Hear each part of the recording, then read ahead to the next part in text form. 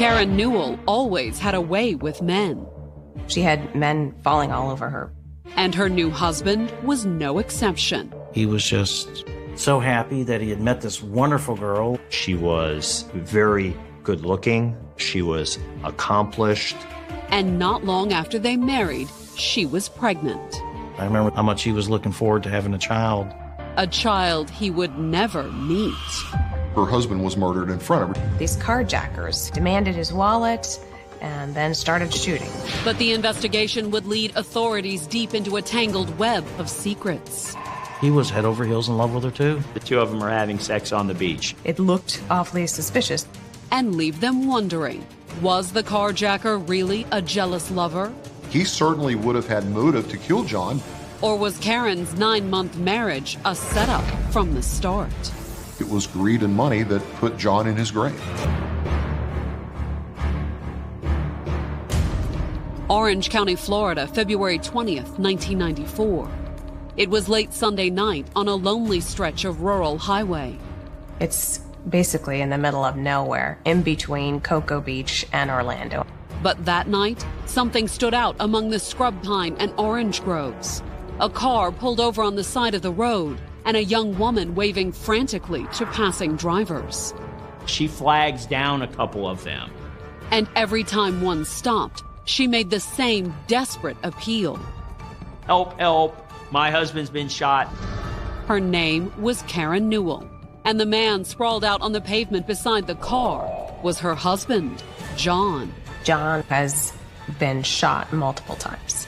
He's laying there in a pool of blood. Several motorists stopped to help.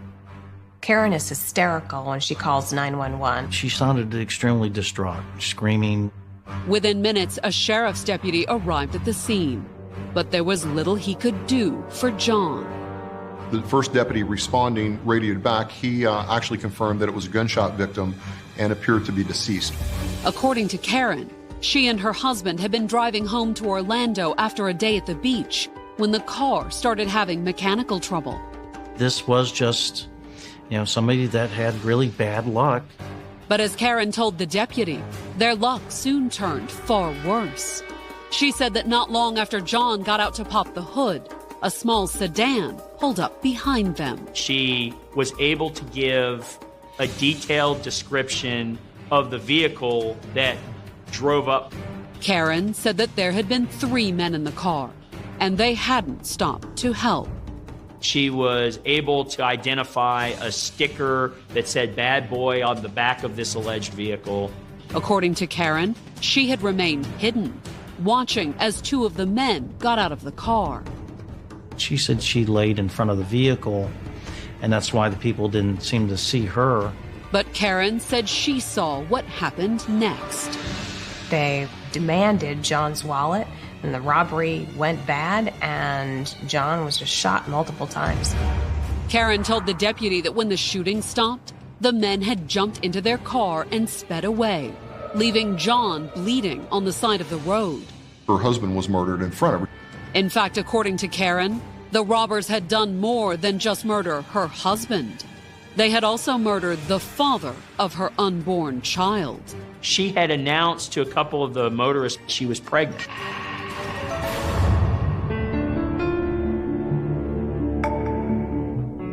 A Florida native, Karen had known bad luck before.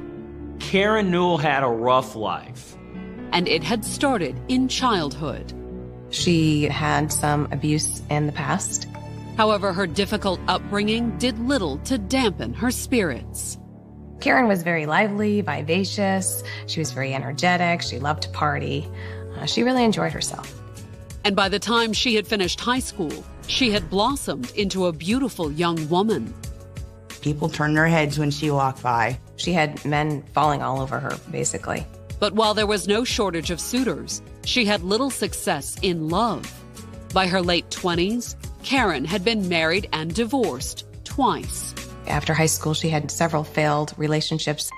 By the spring of 1993, 28-year-old Karen seemed to be more focused on her career than her love life. She was working a series of clerical jobs.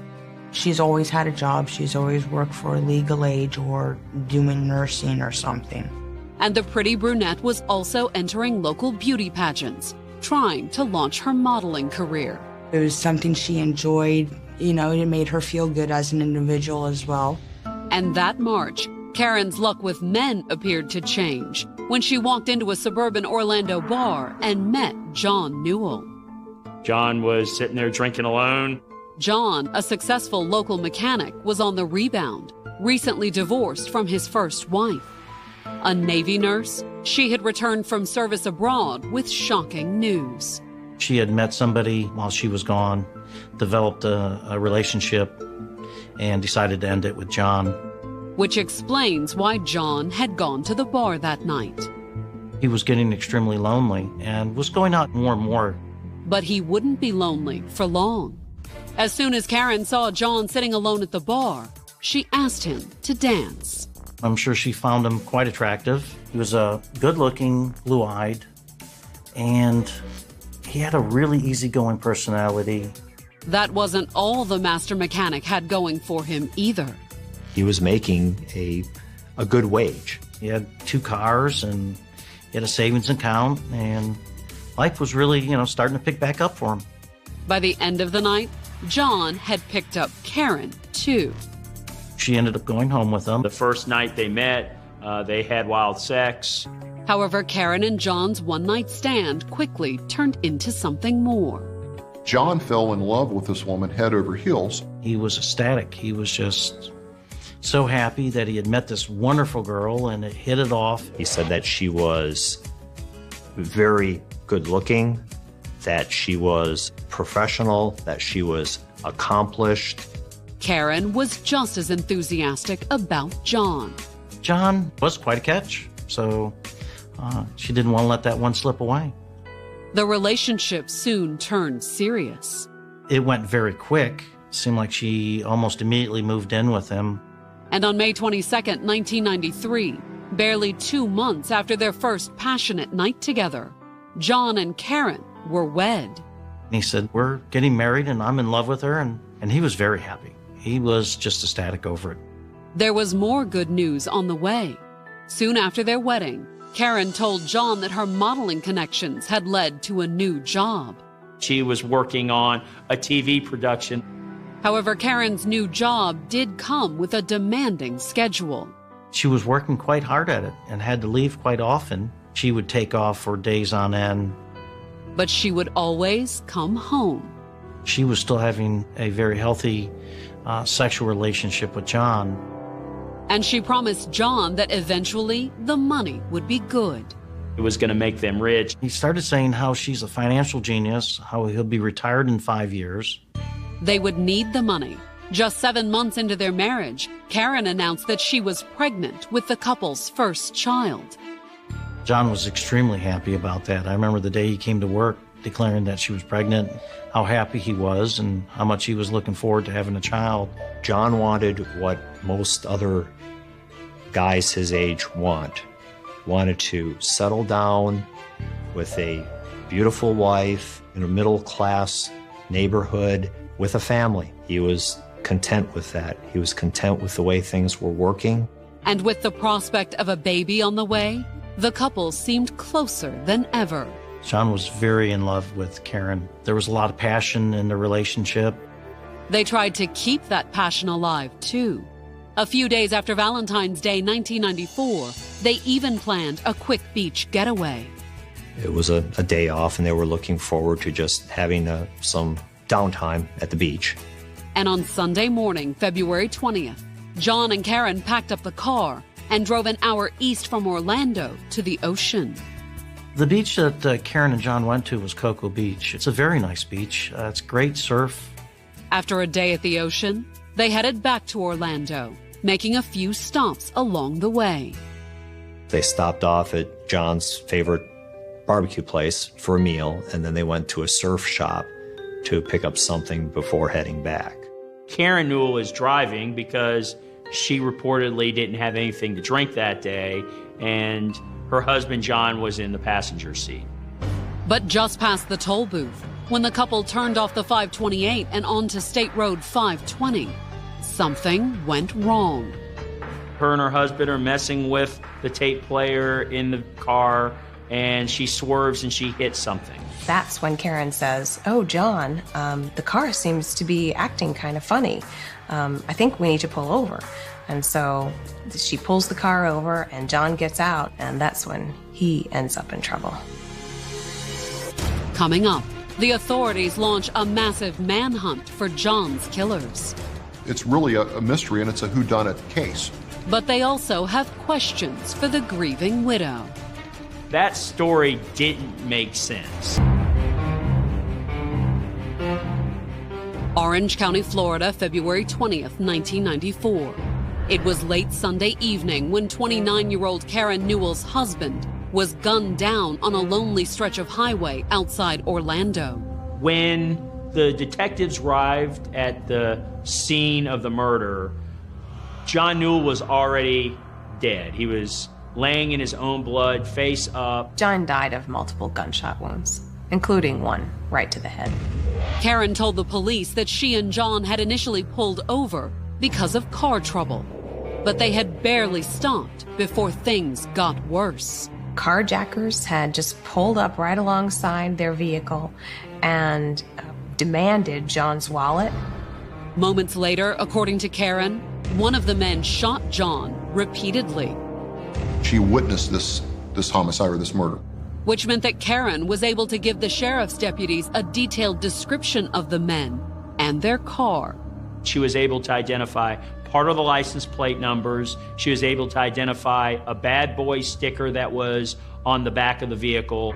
Although for the moment, that was all the information that the distraught widow was able to give the authorities. Karen says she's not feeling well and that she's pregnant. As soon as Karen told the deputies that she was pregnant, they had EMTs load her into the back of an ambulance. They decided that they were going to have her transported to the hospital to make sure that she was okay. Who would want her to lose a child from a person that she had just lost? A formal statement could wait. Besides, Karen's detailed description gave the authorities more than enough information to launch a search for John's killers.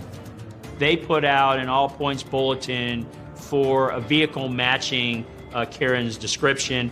And based on the .22 caliber shell casings scattered around the crime scene, the three men inside it were armed and dangerous.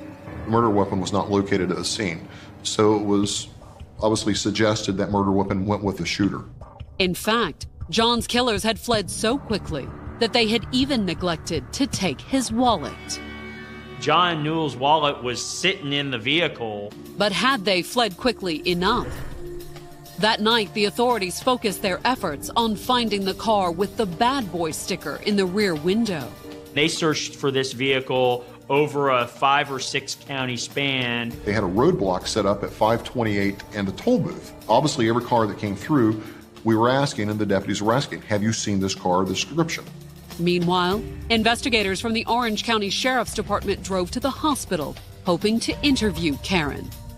She saw this murder happen, and that's your best evidence, and that's your best intelligence. It's really a mystery, and it's a whodunit case. And by the time the investigators arrived, Karen was still distraught, but she was in stable condition. At that point, she was able to give a full interview. According to Karen, she and John had spent the day at the beach, but they hadn't been alone. Karen said a friend named P.J. Giffen had joined them later in the day. PJ was like her assistant, and he assisted her in the movie production stuff that she did. PJ had come in a different car because he had something going on earlier that day. Karen and the two of them appeared to have a good time. Then, at around sundown, all three of them had headed for home. Karen and John get into one car, and PJ gets into his car, and they begin driving back to Orlando. Karen said that she had been driving, following PJ until she lost sight of him at a toll booth along the highway. PJ was in front of them and sort of loses the Newells at the point in time that they clear the toll booth. Just past the toll booth, according to Karen, the car had started acting strangely. The steering wheel started vibrating, and her mechanic husband directed her to pull off so that he could check the vehicle. Karen said she had gotten out too, walking around the car to check if there was anything wrong with the axle. Karen said that when she was at the front of the vehicle, a car drives up from behind. She's looking at the tire and she's looking up from underneath the vehicle. Unsure what was going on, Karen said she had stayed where she was, crouched out of sight in front of the car. She sees somebody approach her husband wearing black and white Converse. She heard somebody say with the group, "Carl, get his wallet, get his wallet." And seconds later, Karen said that after she heard the pop, pop, pop, they just took off without the wallet or searching for a wallet or anything like that. All the while, according to Karen, she had stayed hidden. Karen is cowering at the front of the car, she tells police, and ends up not being shot herself. It was a harrowing story, but the investigators had some nagging doubts. They didn't immediately eliminate the possibility of a random shooting here or a carjacking incident, but they immediately had great suspicion of that story. For starters, why kill a man for his wallet and then leave it behind? There was no attempt to look for or get this wallet. That story didn't make sense. Had the shooters panicked and fled? It might have been possible. So for the moment, rather than accuse the new widow of lying, the investigators decided to explore other avenues. And they soon found something interesting. A 3-month-old police report detailing what at the time appeared to be an attempted break-in at the Newells' home. The Newells were in their house. It was about 9 o'clock at night. It was dark outside. Karen hears noise in the backyard and she says, "John, I think you need to go out and investigate." But when John had gone outside, he was greeted by 2 masked men with baseball bats. They just start beating him, and he's in very bad shape, collapses on the ground. And they might have done worse if a neighbor hadn't heard the noise. All of a sudden, a light comes on, and that makes the 2 attackers take off running. When John stumbled back into the house, Karen had called 911. He had bruises all over his head and all over his body. John hadn't been seriously injured, but badly shaken by the ordeal. He had little information to give the sheriff's deputies. He didn't really have any particulars to give them. It was sort of went into the unsolved crimes folder in the sheriff's department. John was just pretty convinced that some people had come to try and steal something, and he foiled the attempt. But in light of John's murder, the break-in now looked much more sinister. He's beaten outside his home, and now he's found dead. I mean, certainly it looked awfully suspicious. Was this somebody that didn't like John? Was this somebody that was after John? According to follow-up interviews with John's friends and family, the answer was mostly no. John Newell was a nice guy. He was pleasant to work with. He was always willing to help out. And John's willingness to help out was where things got interesting. According to John's friends and coworkers, the Newells had recently taken in a roommate, and his name was one that the police already knew, Peter P.J. Giffen. According to John's friends, P.J. had moved in shortly after the break-in, at Karen's suggestion. Karen comes to John with a proposal. "Hey, why don't we have my young assistant move in here?" He's down on his luck. He's a good kid, and he'll give us some extra security around the house. Naturally, the always easygoing John had agreed. John was convinced that this was a short-term thing to help a young guy out. But had there been more to it than that? Peter is this young, surfer, good-looking guy, blonde hair, blue eyes. In fact, as several of John's coworkers told the investigators, they wondered whether there was something going on between Karen and her assistant. Co-workers had some suspicions about the relationship between Karen and this young boy. Coming up, the investigators uncovered the truth about Karen and PJ. Who was the father of this kid? and a surprise witness comes forward. He was actually one of the masked men who beat John. By the end of February 1994, it had been a week since Karen Newell had witnessed her husband's murder on a deserted highway outside Orlando, Florida. Karen says these carjackers hopped out of their car, approached John, and demanded his wallet, and then started shooting. But Orange County Sheriff's investigators started having doubts about Karen's story after John's coworkers told them they suspected that the 29-year-old was having an affair with the couple's 18-year-old housemate, Peter P.J. Giffen. They had heard along the way that John's wife was pregnant. They started privately asking questions amongst themselves, wondering who was the father of this kid. Was it John or was it this PJ character? However, when the investigators questioned PJ the day after the murder, he more or less corroborated Karen's story. They went to Cocoa Beach. They enjoyed themselves. PJ remembers drinking a 12-pack of beer, daiquiris, smoking marijuana. And then, according to PJ, he'd driven home, pulling ahead of the couple sometime before John's murder. He literally passed them in the toll booth. But when the investigators drove down to PJ's hometown of Port St. Lucie and started asking around, his story began to fall apart. Contrary to what Karen had told everyone, PJ wasn't working as her production assistant. In fact, he barely worked at all. He was a high school dropout. He was working some odd jobs, making some money, cutting grass, hanging cabinets, and the like. And that wasn't all the investigators learned either. Just as John's friends had suspected, PJ and Karen were having an affair. Karen and PJ had been seen together as an item in Port St. Lucie over the course of many months. PJ had even bragged about how they had met. It was midsummer 1993, and PJ was driving down the Florida Turnpike when he noticed the woman in the next lane. He's very impressed with this older woman. And he went from impressed to intrigued once he spotted what was hanging from the woman's rear view mirror. She's driving along with a pair of handcuffs dangling from her rear view mirror. He likes what he sees. He tries to get her attention. He sticks his hands out the window together to give her the signal that he was willing to be handcuffed by her. To PJ's surprise, the woman, Karen Newell, smiled and started flirting with him. One thing leads to another, and before that night's over, the two of them are having sex on the beach.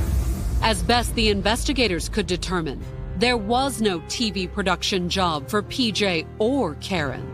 The whole thing was simply a cover story she'd come up with in order to spend time in Port St. Lucie with her teenage lover. Almost everything that Karen had said was a lie. She would go down there, see him on occasion for a day or two. Partying and spending John's money. However, according to PJ's friends, the teenager saw his relationship with Karen as more than just a fling. He was head over heels in love with her too. PJ had made comments to his friends that the two of them were supposed to be married. Even more intriguing for the investigators was why PJ planned to marry Karen. She was pregnant with PJ's kid. He certainly would have had motive to kill John. However, while confirming that they were having an affair gave PJ and Karen a motive, the investigators still needed evidence to connect either of them to the murder. They needed to find the missing murder weapon, a .22, based on the shell casings recovered at the crime scene. If they ever found the gun, they would be able to match that evidence up. Over the next several days, the investigators interviewed friends and acquaintances of both Karen and PJ, hoping for a lead on the .22. But when they questioned one of Karen's two ex-husbands, they uncovered more than they bargained for. As it turned out, PJ wasn't Karen's only lover. Karen and her ex-husband were still hooking up from time to time. They would meet on occasion in hotel rooms between the towns that they lived in. And according to her ex, after one hookup in November of 1993, Karen had come to him with what struck the investigators as a suspicious request. To let her borrow a gun. At the time, the request sounded reasonable to Karen's ex. After all, two men had just tried to beat John to death with baseball bats. She told him she was afraid of more potential attackers. And the gun he'd lent her? According to Karen's ex, it was a .22, the same as the murder weapon. The detectives, they are now curious as to whether this gun that he lent them played any role in the murder. A ballistics test could easily confirm whether or not it really was the murder weapon. But when the police asked Karen's ex to turn it over, they ran into a problem. Karen never returned the gun. There was no doubt that Karen was involved in this. They weren't ready to charge her with murder just yet. But her ex-husband's statement putting the gun in her possession gave authorities another option. Because in 1989, 5 years earlier, Karen had served time for credit card theft. The record shows forgery and grand theft charges. Part of her conditions of probation and as a felon was she was not allowed to have a firearm. On February 28th, 8 days after her husband's murder, the Orange County Sheriff's Department took Karen into custody for a probation violation. The way to safeguard keeping her in jail, knowing that she wasn't going to escape while they completed their investigation. Although by then, things were moving fast. Only a few days after Karen's arrest, the investigators interviewed a man named Louis Aragona. Louis is Karen's stepbrother. He was also an ex-con. My uncle's been in and out of jail probably since he was 12, 13 years old. And he told the investigators that shortly after his last release from prison, in the summer of 1993, Karen had come to him with a proposition.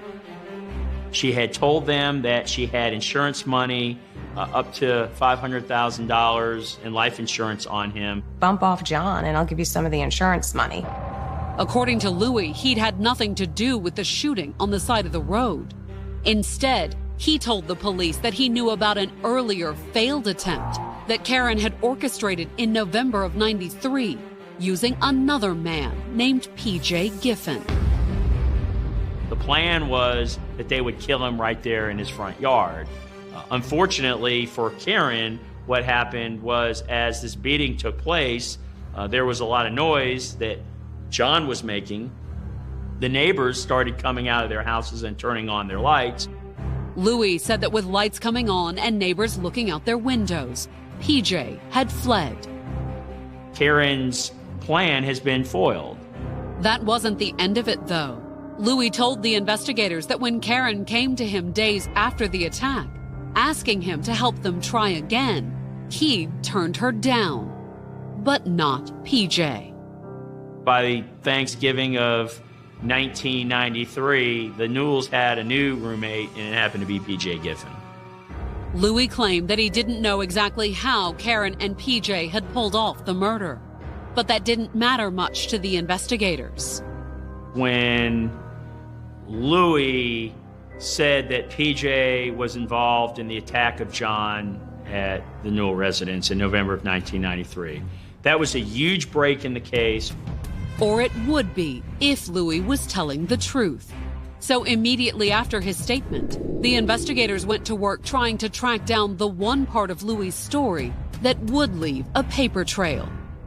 Louis tells police that Karen wanted insurance money, about $500,000, and that's what she stood to gain if John was dead.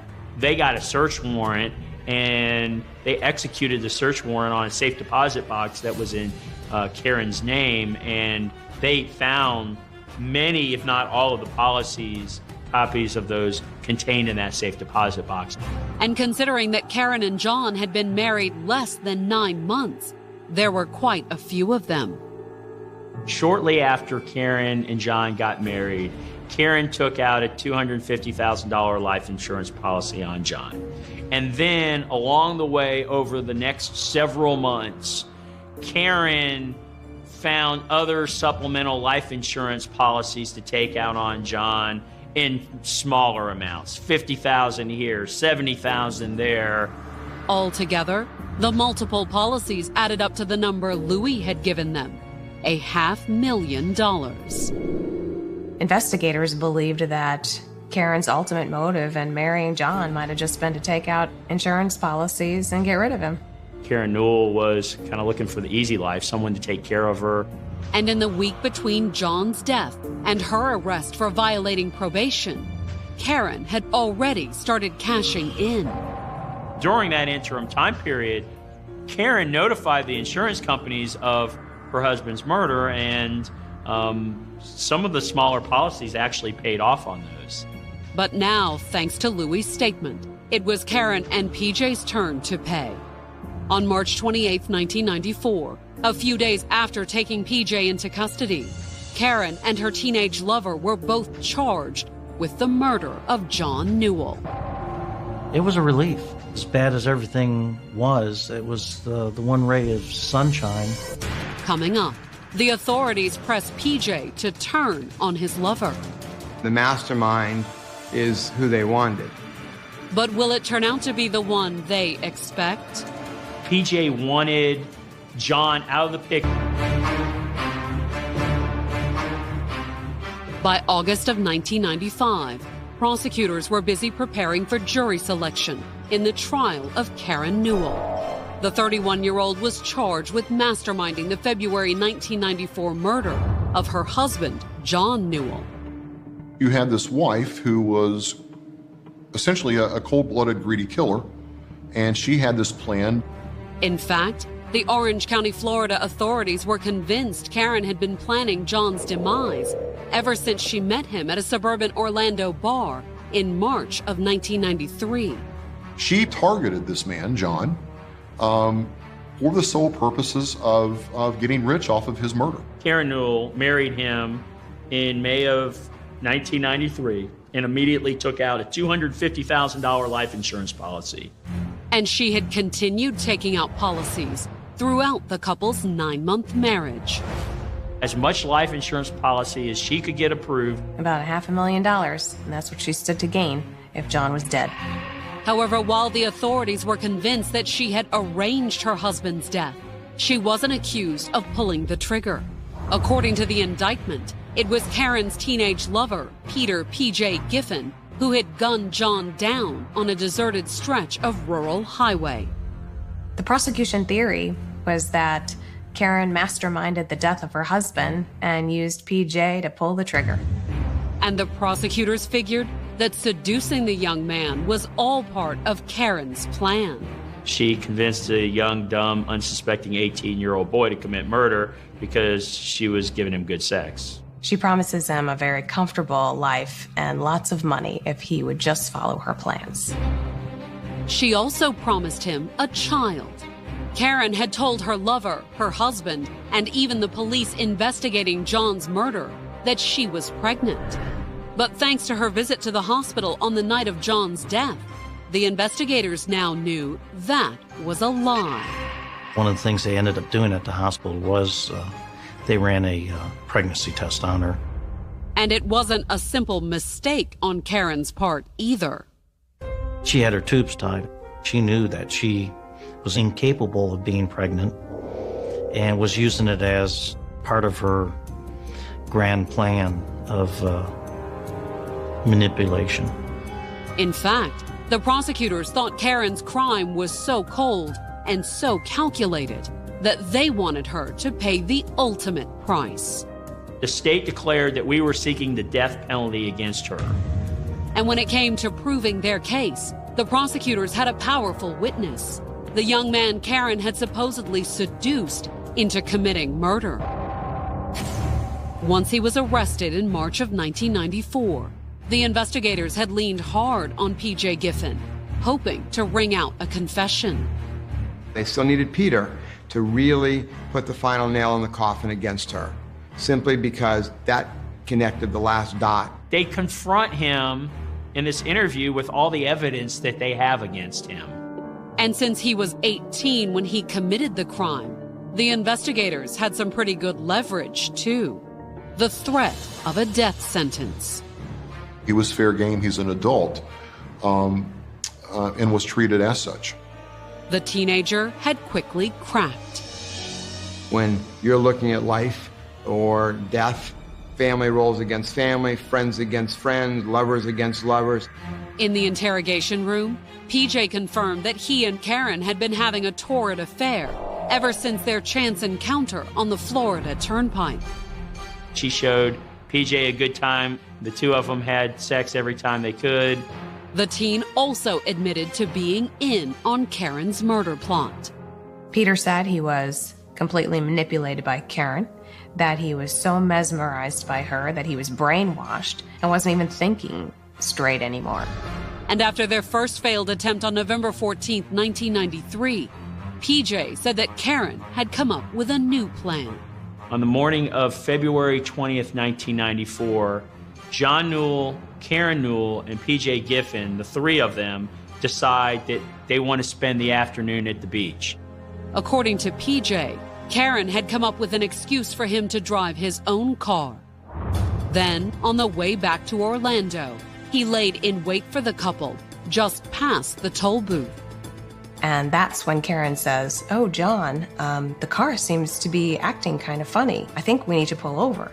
PJ told the police that when Karen pulled off the highway, he pulled up behind them, the gun already in his hand, as he approached John at the back of the car. PJ pointed the gun right at John's head and said, "Consider this a divorce." He falls on the ground, boom, boom, boom, shoots him 3 more times in the chest. That's how John Newell's life ended. However, PJ's story didn't end there. He also told the investigators where he had ditched the gun, in a lake a few miles from the crime scene. Detectives, after that interview, actually took divers to that location and found the gun. Ballistics test confirmed it was the murder weapon.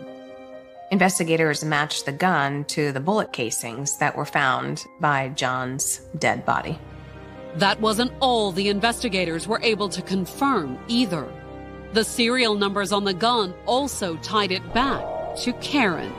It was the same gun that the ex-husband said he had lent Karen Newell. All the pieces came together. Things started making sense. Crime was solved. At least that's what the prosecutors figured. And they readily cut a deal to ensure that the jury heard PJ's testimony. He was going to get second-degree murder, not first-degree. The mastermind is who they wanted. But even with PJ's testimony, was Karen's conviction a sure thing? After all, the prosecution's entire case was built around statements from Karen's ex-husband, her stepbrother, the ex-con, and John's confessed killer. Our key witnesses in the case all came with baggage. And in the preliminary hearings, Karen's attorneys made it clear that they were more than prepared to attack the prosecution's primary witness. According to the defense, it was PJ who had orchestrated the hit, and that the 3 mysterious men in the bad boy car were him and his accomplices. The defense was clearly taking the position that PJ was a jealous lover, that PJ wanted John out of the picture so PJ could marry Karen. Then, as the trial date approached, the defense made an announcement that threatened a crucial element of the prosecution's case: the motive. Apparently, John approved of the insurance policies. Karen was starting to talk about either having a family or that she was pregnant already, so he thought it was prudent. But the prosecution still had one trump card. If Karen wasn't involved, how did PJ get his hands on her ex-husband's gun? They really weren't going to have any good explanation. The two of them didn't even know each other. The only person who had any access to even get to his gun would have been my aunt, Karen. Coming up, Karen has her day in court. The evidence piled up against her. But will she find a way to dodge the death sentence? He's the one who actually pulled the trigger. On August 28, 1995, jury selection was scheduled to begin at Orlando's Orange County Courthouse for the trial of Karen Newell. The 31-year-old was accused of masterminding the February 1994 shooting of her husband, John Newell. In fact, according to the prosecutors, Karen was already planning to murder John when she married him 9 months before the shooting. She developed this idea to marry somebody for the purpose of taking out insurance money on him and killing him. It was greed and money that probably put John in his grave. And now, the prosecutors were prepared to put Karen in hers. Karen faced death in Florida's electric chair if convicted. But just moments before the court was scheduled to convene, Karen's defense attorneys contacted the prosecutors with an offer. If they would drop the death penalty, Karen would be willing to plead guilty. She saw the evidence piled up against her. There was a very good possibility that the death sentence would be warranted. The prosecutors agreed to the deal. And instead of jury selection, court convened that morning so that Karen could enter her plea. Karen pleaded guilty to first-degree murder and attempted first-degree murder. On August 30th, she was sentenced to life in prison with the possibility of parole after 25 years. She actually got more time than Peter, who confessed to shooting. P.J. Giffen, as he had previously agreed, pleaded guilty to second-degree murder. And on September 5th, he was sentenced to 24 years in prison with the possibility of parole, something Karen's family sees as an injustice. He's the one who actually pulled the trigger. He's the one who should sit in there for a crime that he did commit. But for John's family and friends, the real injustice is the possibility that Karen could eventually be released. Society is better off with her behind bars. She is a black widow, and I think if she ever does get out, she will continue to hurt and kill people.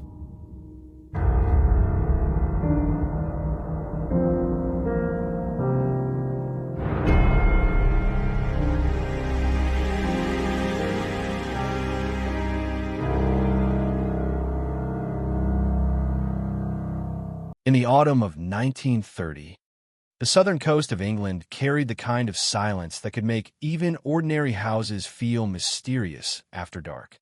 Cornwall was a place of narrow roads, sea wind, and isolated homes tucked behind hedges and stone walls. Villages seemed to disappear in a fog by early evening, and life moved with a rhythm that felt untouched by modern urgency. People knew their neighbors. Doors were often left unlocked. Respectability mattered. A woman who cooked meals, cleaned carefully, and devoted herself to caring for the sick was rarely questioned. In homes across the English countryside, trust itself was part of domestic life. And perhaps that is what made the case of Annie Hearn so terrifying. Because when the story finally emerged, it suggested something deeply unsettling. The danger had not come from an intruder forcing entry into a home. It may have been sitting quietly at the kitchen table the entire time, pouring tea, preparing medicine, and waiting patiently beside the bed of the dying. By the time the newspapers called it the Torquay poisonings, several people were already dead. Some had suffered for weeks before their bodies finally gave out. Their symptoms had looked ordinary at first: stomach pain, weakness, vomiting, exhaustion. Illnesses that doctors of the era encountered constantly. But beneath those symptoms was something else, something hidden: arsenic. Slow, invisible, and devastating. Long before modern forensic science became reliable, poison occupied a strange place in criminal history. It did not leave behind shattered doors, bloody footprints, or eyewitnesses screaming into the night. Poison worked quietly. It blended into food, dissolved into medicine, and turned everyday care into a weapon. Victims often died gradually, sometimes surrounded by the very people trying to help them. And in the case of Annie Hearn, authorities would later suspect that this was precisely what made her so dangerous.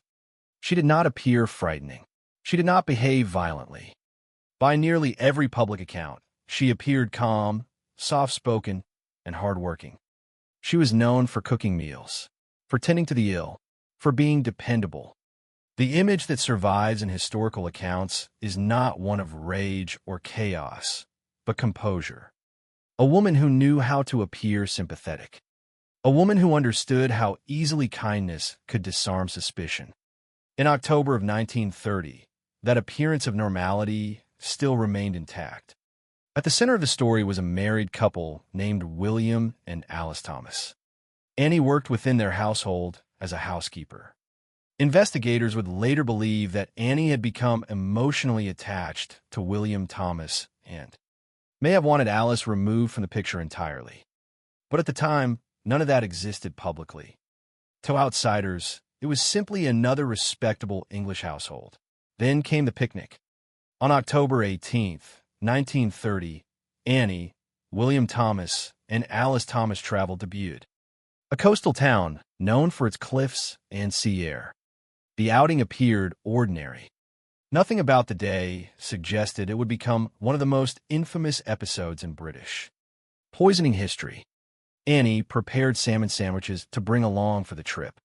According to later testimony, she distributed the sandwiches herself. Alice Thomas received the top sandwich. It is such a small detail, almost absurdly small. A single sandwich handed from one woman to another during an afternoon outing. But in retrospect, investigators would come to view that moment as the beginning of a calculated act of murder. Around 2 hours later, Alice became violently ill. At first, it resembled severe food poisoning. She suffered intense stomach pain. She vomited repeatedly. Her body weakened rapidly. There were convulsions. Panic spread quickly among those around her. But doctors initially saw nothing extraordinary in the symptoms. Food poisoning was common enough. Illnesses involving violent gastric distress were not unusual. Nobody immediately imagined deliberate poisoning. Nobody immediately imagined arsenic. And throughout it all, Annie remained close. That detail appears again and again in the historical accounts surrounding the case. Annie near the sickbed. Annie helping care for the victim. Annie preparing food, assisting with medicine, remaining useful and attentive while illness slowly consumed the person beside her. It is difficult to overstate how psychologically disturbing that image became once investigators began piecing events together. Because if the suspicions were true, then the same woman comforting the victim may also have been responsible for the suffering itself. Alice Thomas did not die immediately. In some ways, that only made the story darker. After the initial poisoning, she appeared to improve slightly. There was hope that she might recover. But according to investigators, something changed once she returned home. Her condition worsened again. The sickness returned with devastating force. Authorities would later suspect that Annie continued administering arsenic during Alice's recovery, possibly through food or medicine while acting as caretaker inside the house. The possibility transformed the case from a suspected poisoning into something much more chilling. A prolonged attack carried out against someone too weak to protect herself. Day after day, Alice deteriorated. The symptoms became impossible to ignore. Her body weakened further. Whatever strength remained slowly disappeared.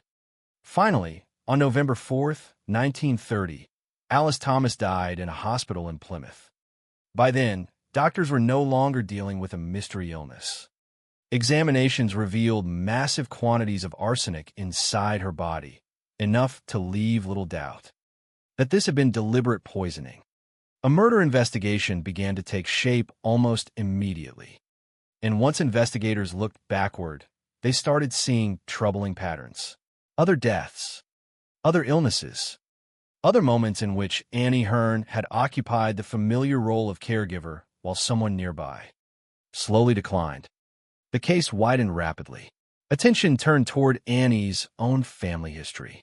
Years earlier, her Aunt Mary and Everard had died after suffering severe stomach pain, vomiting, and gradual physical collapse.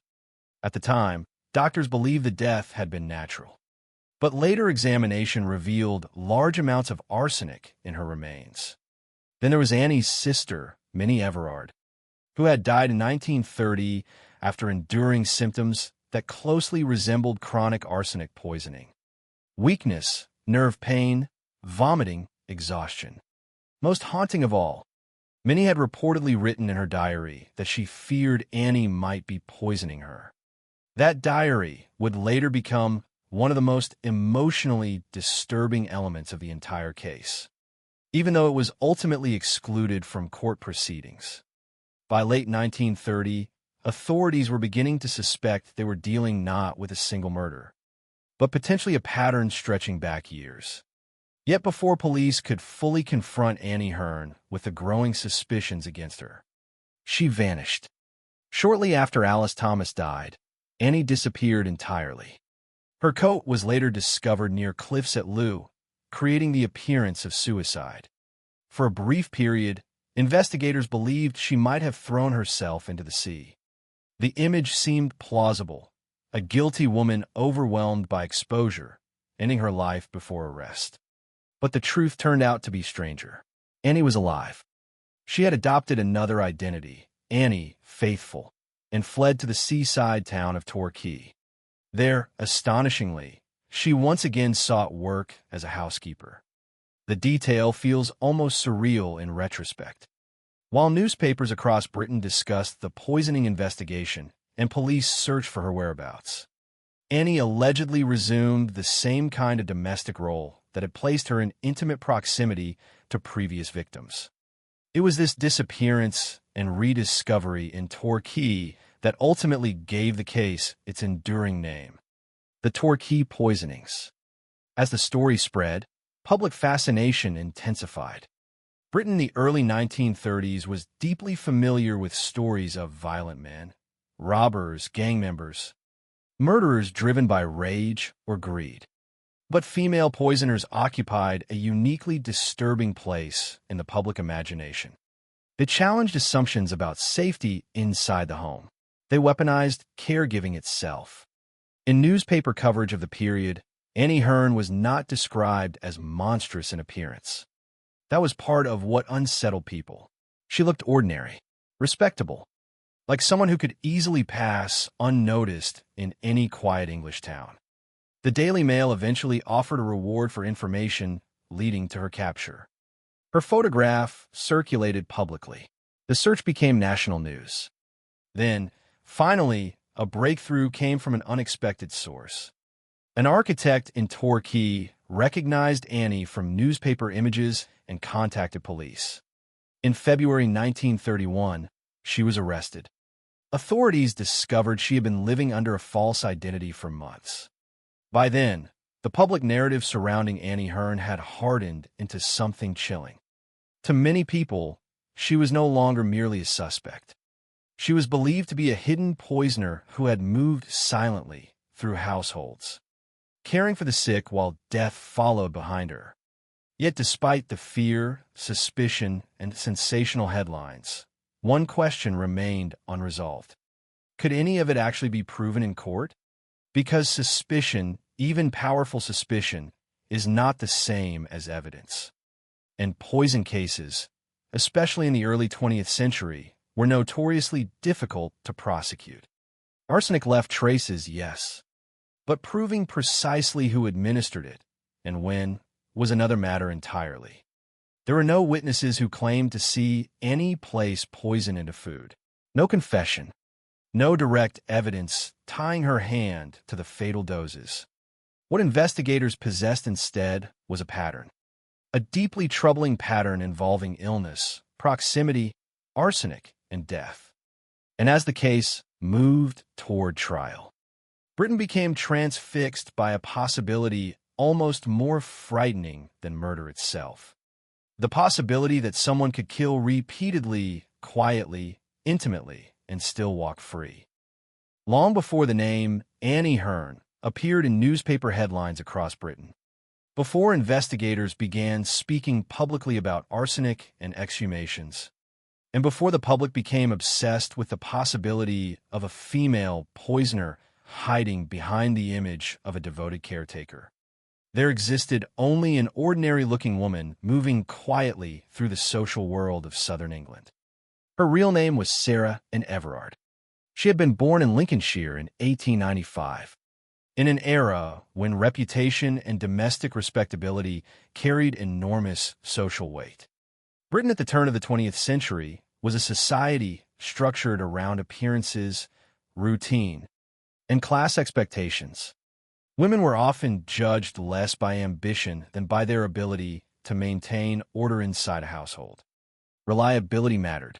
Calmness mattered.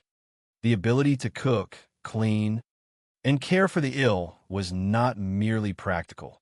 It was deeply connected to ideas of morality and trustworthiness. And by nearly every outward measure, Annie appeared to embody those expectations perfectly. People who later described her to authorities did not speak of someone visibly threatening or unstable. Instead, they remembered a woman who seemed composed and helpful. She was soft-spoken, hardworking, skilled in the kitchen, good with sick people, the type of woman neighbors might describe as dependable. In another context, those same qualities could have formed the portrait of an ideal caregiver. But in hindsight, investigators and journalists would revisit those details with growing unease, because the very traits that made Annie appear trustworthy also gave her intimate access to vulnerable people. In the years before modern forensic science transformed criminal investigations, caregiving created opportunity. Meals could be prepared privately. Medicine could be administered without oversight. Symptoms could be explained away as ordinary illness. And inside the private world of a home, there were few protections against someone who understood how to exploit trust patiently and quietly. To understand why the deaths connected to Annie Hearn remained hidden for so long, it is important to understand the medical limitations of the time. In the late 1920s and early 1930s, arsenic poisoning was difficult to identify with certainty unless doctors specifically suspected it. The symptoms often resembled common illnesses: vomiting, abdominal pain, weakness, nerve problems, gradual exhaustion. In rural communities especially, severe sickness was not unusual. People died at home regularly. Food contamination, infections, and undiagnosed chronic illnesses were all part of everyday life. Doctors lacked many of the tools available to modern investigators, and toxicology was still developing. This meant poison could hide behind normality. A victim might suffer for weeks, while family members believed they were witnessing natural decline. That slow uncertainty became one of the most disturbing aspects of the Torquay poisonings. According to later investigations, death did not arrive suddenly. It crept forward gradually, hidden inside ordinary routines of domestic care.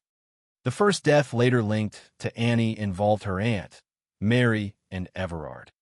In 1926, Annie was living in Cornwall with both her aunt and her sister, Minnie Everard. Cornwall itself carried a particular atmosphere during this period in British history.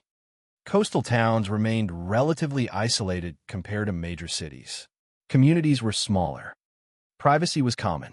Families often relied heavily upon one another within the home. Inside such environments, illness unfolded largely behind closed doors. At some point during their time living together, Mary and Everard became seriously ill. The symptoms appeared severe and prolonged. Historical records describe intense stomach pain, persistent vomiting, and gradual physical collapse. To those around her, it likely resembled a tragic but natural sickness. There was no immediate murder investigation, no accusations, no dramatic suspicion falling upon Annie. Instead, the illness progressed slowly until Mary and eventually died. At the time, doctors believed the death resulted from natural causes. Annie herself reportedly helped care for her aunt during the illness, reinforcing the image of a dutiful family member tending to a suffering relative. Nothing about the situation publicly suggested homicide. It was only years later, after investigators began examining the broader pattern surrounding Annie, that authorities revisited Mary Ann's death. Her body was exhumed, and tests revealed significant quantities of arsenic. Suddenly, an event once accepted as tragic illness acquired an entirely different meaning. Investigators began asking a horrifying question. Had Marion Everard spent her final days being slowly poisoned inside her own home while trusting the very person caring for her? But even that discovery did not fully capture the emotional darkness surrounding the case. Because the next suspected victim was not a distant acquaintance or employer. It was Annie's own sister.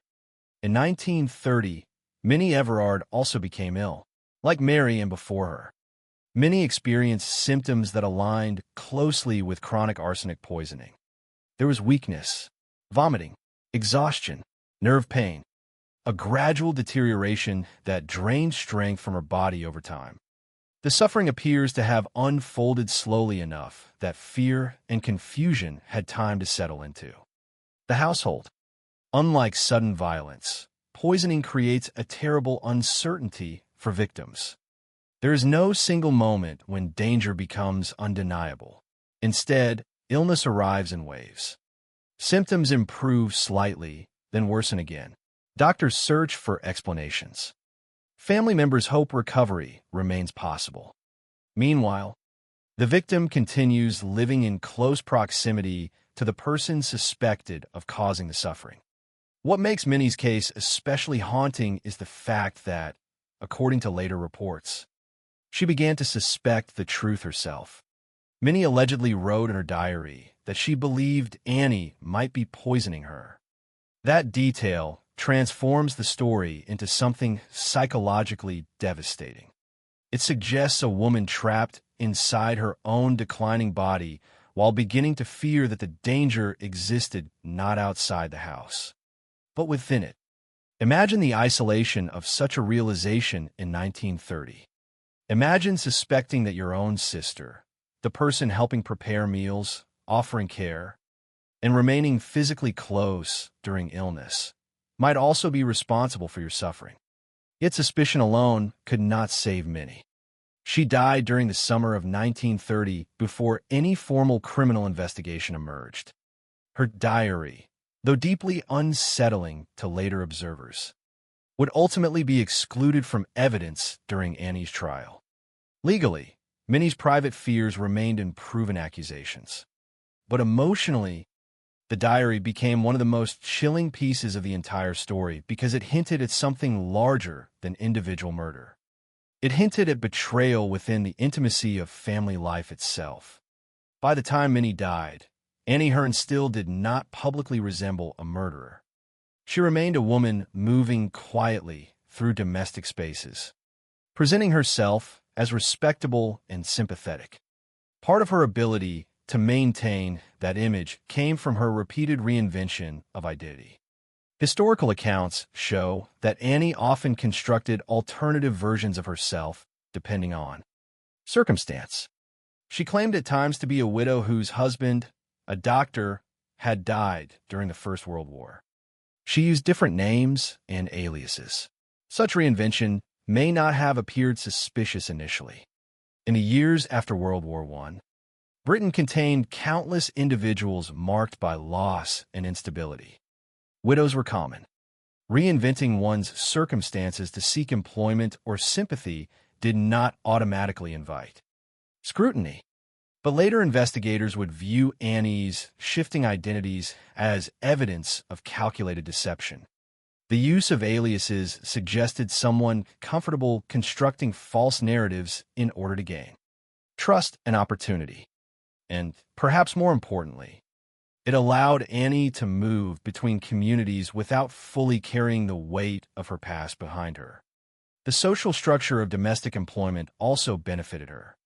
Housekeepers and caretakers occupied uniquely intimate positions within households. They handled food. They organized routines. They were present during moments of vulnerability. Families often depended upon them completely. In smaller communities, recommendations and appearances mattered more than formal background checks or institutional oversight. A woman who appeared hardworking and compassionate could integrate herself into private domestic life with remarkable ease. That reality becomes deeply important once Annie entered the Thomas household after Minnie's death. Following the loss of her sister, Annie found work as a housekeeper for William and Alice Thomas in Cornwall. At first glance, nothing about the arrangement appeared extraordinary. Housekeepers routinely became central figures within homes, especially in households where daily domestic labor required constant attention. But according to later investigators, Annie's relationship with the Thomases may have evolved into something far more dangerous. Authorities eventually came to suspect that Annie developed an emotional fixation on William Thomas and wished to remove his wife Alice from the picture. The exact nature of Annie's feelings cannot be fully reconstructed from surviving evidence, and responsible examination of the case requires caution against speculation. There are no verified dramatic confessions or romantic letters revealing her motives. What exists instead is the conclusion later drawn by investigators that Alice Thomas may have become an obstacle Annie wanted eliminated. Even without embellishment, the implications remain disturbing. If investigators were correct, then Annie's position inside the Thomas household gave her not only emotional proximity to the family, but also physical access to the mechanisms of daily survival itself: food preparation, caregiving, and medicine. The household environment that should have protected Alice instead may have exposed her to fatal danger. Looking back, there is something eerily transitional about this period in Annie's life. The earlier deaths of Mary and Minnie remained largely hidden within private family tragedy. But the events involving Alice Thomas would explode into public view and transform Annie from an obscure housekeeper into the central figure of one of Britain's most infamous poisoning cases. Before that happened, however, there was still the illusion of ordinary life. Meals continued to be prepared. Household routines continued. People continued trusting Annie Hearn. That trust is what gives the story its enduring emotional force. Because poison is not simply a method of killing, it is an invasion of intimacy. It turns nourishment into danger. It transforms care into manipulation. Unlike many forms of violence, poisoning often unfolds in silence, hidden behind gestures that appear compassionate on the surface. A bowl of soup, a dose of medicine, a sandwich handed across a picnic blanket on a quiet afternoon near the sea. And by October 1930, according to investigators, that silence was about to become deadly once again. By October of 1930, the quiet routines inside the Thomas household still appeared ordinary from the outside. There was no public scandal surrounding Annie Hearn, no police surveillance, no newspaper speculation. She was simply a housekeeper employed within a respectable home in Cornwall, carrying out the kinds of domestic responsibilities expected of women in service during that period. Meals were prepared, rooms were maintained, daily life moved according to familiar rhythms. Yet hidden beneath those routines, investigators would later suspect, was a growing danger centered around one woman, Alice Thomas. Historical records surrounding the case suggest that authorities came to believe Annie had developed an emotional fixation on William Thomas, Alice's husband. Whether that fixation involved jealousy, obsession, or a desire to replace Alice within the household can never be known with absolute certainty. What mattered to investigators was the pattern that followed. Once again, Annie occupied a position of trust inside a home where illness and death would soon emerge.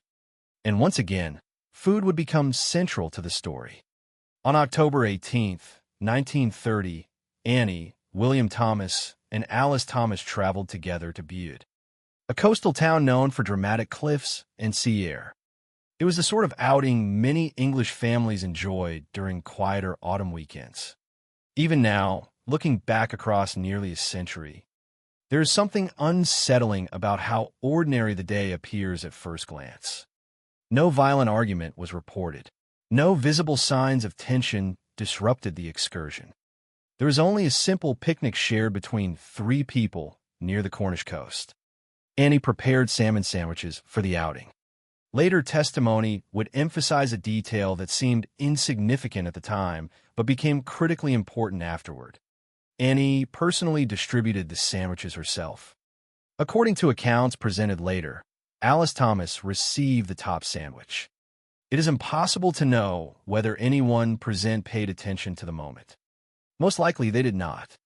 Meals are built from habits so familiar that people rarely examine them closely. Someone unwraps food. Someone passes plates or cups across a blanket. Someone takes the portion handed to them without hesitation. Trust lives inside those tiny acts of normality. And according to investigators, that trust may have become the mechanism through which poisoning entered Alice Thomas's body. Roughly 2 hours after the meal, Alice became violently ill. At first, the symptoms resembled severe food poisoning. She experienced intense abdominal pain and persistent vomiting. Her body weakened rapidly. Convulsions followed. Those around her likely moved quickly from confusion to alarm, but even then, nothing necessarily pointed immediately toward deliberate poisoning. In 1930, sudden gastrointestinal illness remained common enough that doctors and family members would not automatically suspect murder. Food contamination, infections, or accidental sickness all appeared more plausible than arsenic hidden inside a sandwich. That uncertainty bought time. It also created a terrifying ambiguity for the victim herself. Poisoning rarely announces itself clearly in the beginning. Instead, it disguises itself as illness. The body fights against something invisible while everyone nearby struggles to understand what is happening. Throughout Alice's suffering, Annie reportedly remained close beside her. This detail appears repeatedly in discussions of the case because it later became psychologically central to the prosecution's theory. Annie was not distant from the victim. She was not absent after the illness began. Instead, she reportedly participated in caring for Alice while her condition deteriorated. In isolation, such behavior would appear compassionate. A devoted housekeeper helping a sick woman recover. But after arsenic was discovered, those same acts acquired a darker interpretation. Investigators began asking whether Annie's caregiving served another purpose entirely, maintaining access to the victim while the poisoning continued. Initially, there may have been hope that Alice would survive. She did not die immediately after the picnic. This is one of the most chilling aspects of arsenic poisoning, the drawn-out suffering. Unlike sudden violence, poison often traps victims inside prolonged decline. There are moments when recovery appears possible. Symptoms fluctuate. Families cling to optimism. Doctors search for explanations. Meanwhile, if poisoning continues, the victim weakens further without fully understanding why improvement never lasts. According to later investigative conclusions, Alice's illness did not end with the picnic poisoning itself. After returning home, she appeared to improve somewhat, but then her condition worsened again. Authorities eventually theorized that Annie administered additional arsenic while acting as Alice's caretaker during recovery. The exact mechanism could not be proven with absolute certainty, but investigators suspected poison may have been delivered through food or medicine given to Alice inside the household. That theory transformed the case from a single act of poisoning into something more methodical and disturbing. If true, it meant Alice Thomas was being poisoned gradually while confined to bed, physically weakened and dependent upon the people around her for survival. The emotional horror of such a possibility is difficult to overstate. Illness naturally forces vulnerability. Patients surrender control over basic routines. They eat what others prepare. They consume medicine offered to them.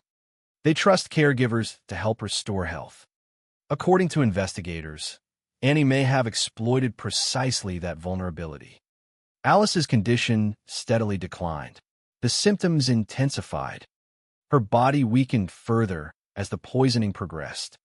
By this stage, what may initially have resembled food poisoning had evolved into catastrophic physical collapse.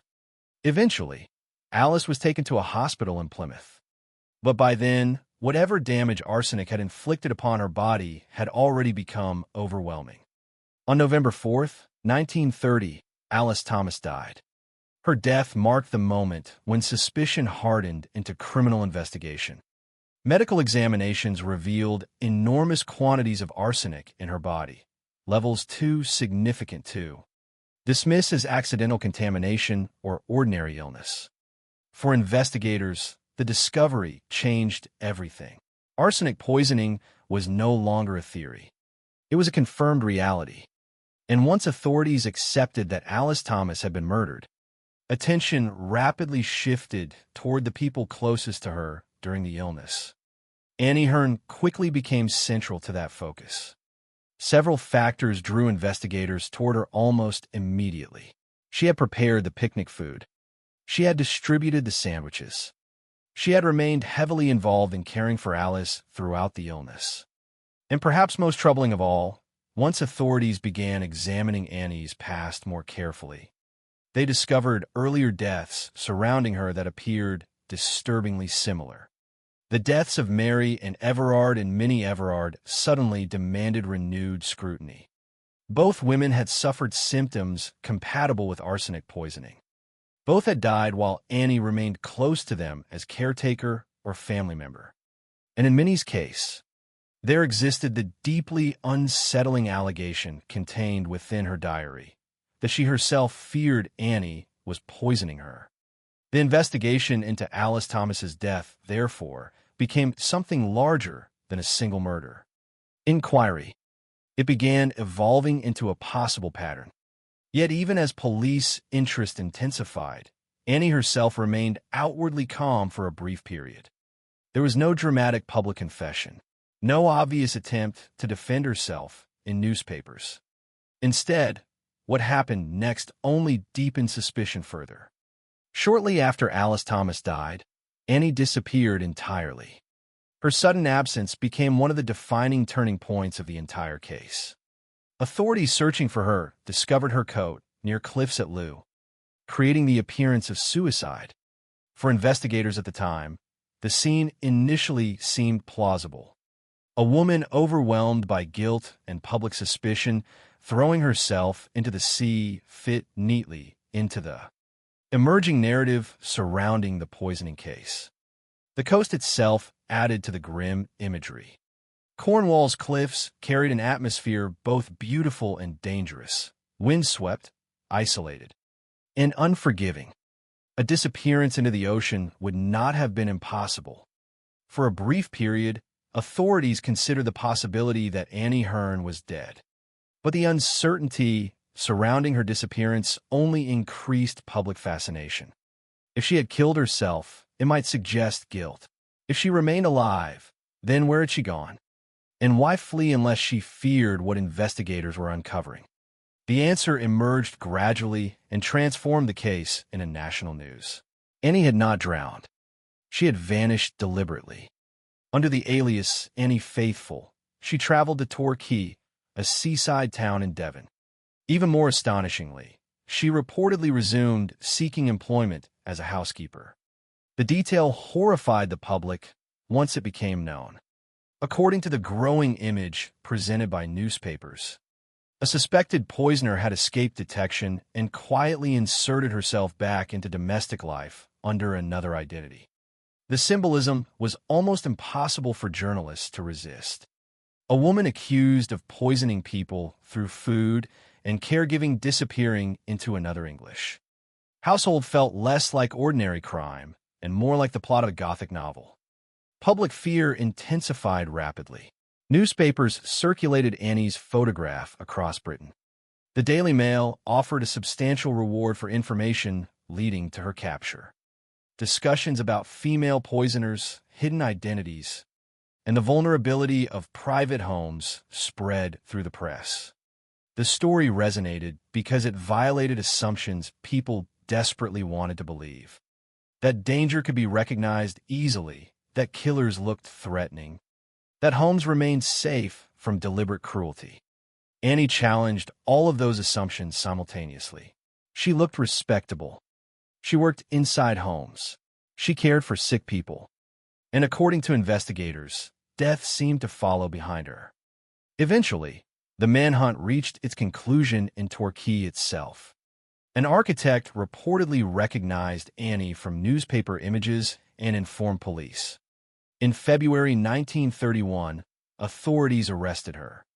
The discovery that she had lived for months under a false identity reinforced the growing public conviction that investigators had uncovered not merely a desperate woman fleeing scandal, but a calculating poisoner attempting to escape justice.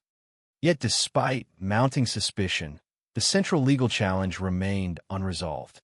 Suspicion was not proof.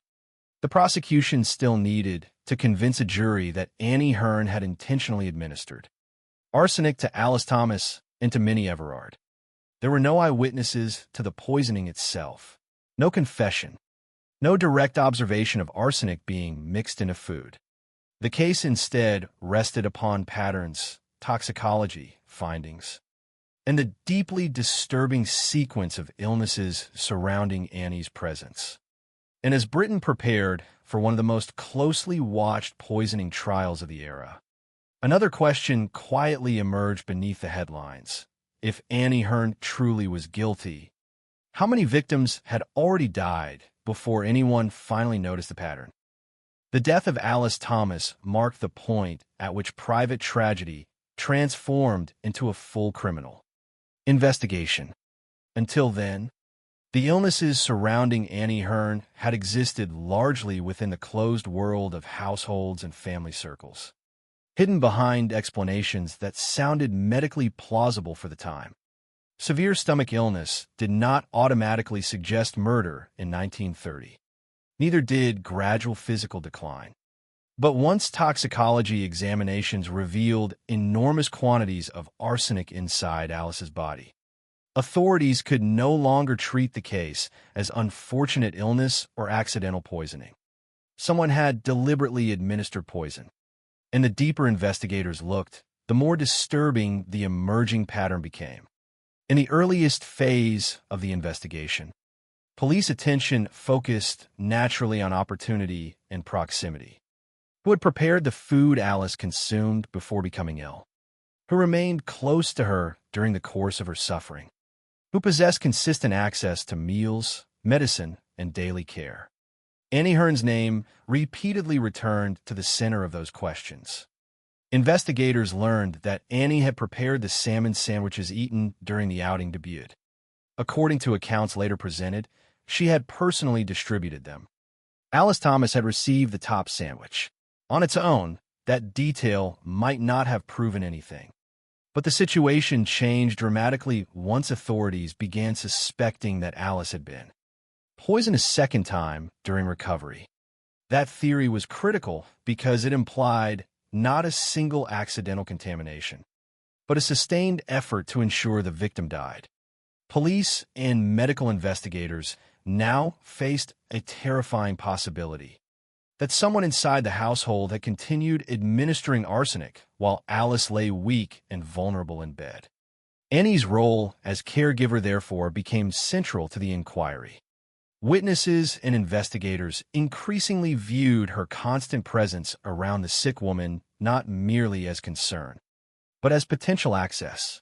Every meal prepared, every drink delivered, every dose of medicine offered to Alice acquired new significance under suspicion of poisoning. Yet despite growing concern, investigators still faced a difficult challenge. Poisoning cases rarely produced dramatic physical evidence. There was no weapon discarded at a crime scene. No eyewitness claiming to have seen arsenic being poured into food. Instead, the case depended heavily upon reconstruction, identifying patterns, timelines, opportunities, and medical findings that together could persuade authorities they were looking at murder rather than coincidence. As investigators worked backward through Annie's recent history, The inquiry expanded rapidly beyond Alice Thomas alone. Police revisited the earlier deaths of Mary and Everard and Minnie Everard. Both cases suddenly appeared deeply suspicious when viewed through the lens of confirmed arsenic. Poisoning. Mary and Everard's illness years earlier had involved severe stomach pain, vomiting, and gradual collapse. Minnie Everard had suffered weakness, nerve pain, vomiting, and exhaustion before dying in 1930. In both situations, Annie had remained closely involved in caregiving.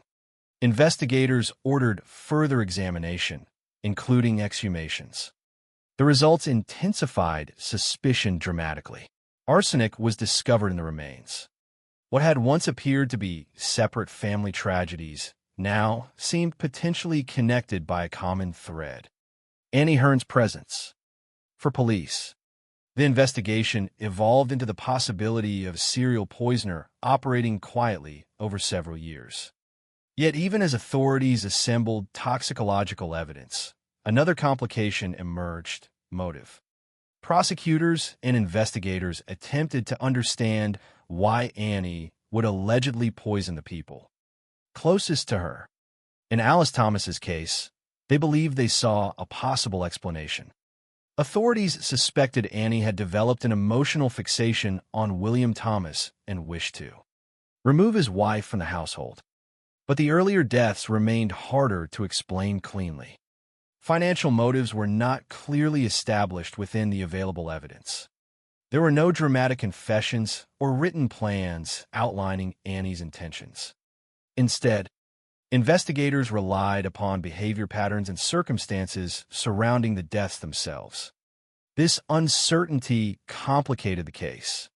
Public suspicion grew rapidly, but legal certainty remained elusive. Then Annie disappeared. Her disappearance altered the emotional atmosphere of the investigation almost overnight. Shortly after Alice Thomas died and suspicions intensified, Annie vanished without warning. Authorities searching for her discovered her coat near cliffs at Lew. To investigators at the time, the scene suggested possible suicide. The image carried grim logic.